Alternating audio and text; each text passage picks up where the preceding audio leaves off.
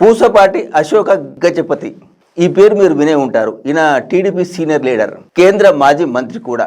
ఇప్పుడెందుకు ప్రస్తావన అంటారా?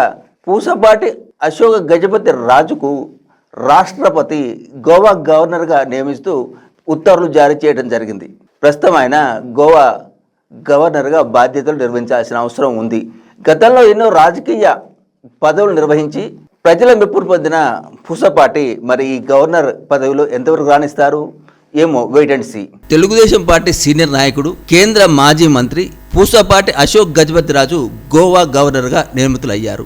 ఈ మేరకు రాష్ట్రపతి ద్రౌపది ముర్ము ఉత్తర్వులు జారీ చేశారు. ఈ సందర్భంగా అశోక్ గజపతి రాజు విజయనగరంలో ఏర్పాటు చేసిన విలేకరుల సమావేశంలో మాట్లాడుతూ తనకు ఈ అవకాశం కల్పించిన రాష్ట్రపతి ద్రౌపది ముర్ము, ప్రధానమంత్రి నరేంద్ర మోదీలకు కృతజ్ఞతలు తెలిపారు. పార్టీ నాయకత్వం, ప్రజలు నాకు ఏ బాధ్యత అప్పగించినా దానిని శ్రద్ధగా నిబద్ధతతో నిర్వహించాను. గోవా గవర్నర్గా నియమించబడటం నాకు లభించిన గౌరవంగా భావిస్తున్నాను.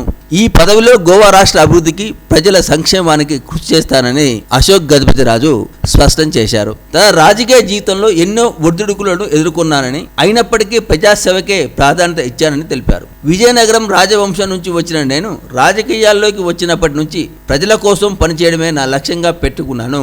గోవా గవర్నర్గా కూడా ఆ లక్ష్యంతోనే ముందుకు సాగుతాను అని అశోక్ గజపతి రాజు స్పష్టం చేశారు.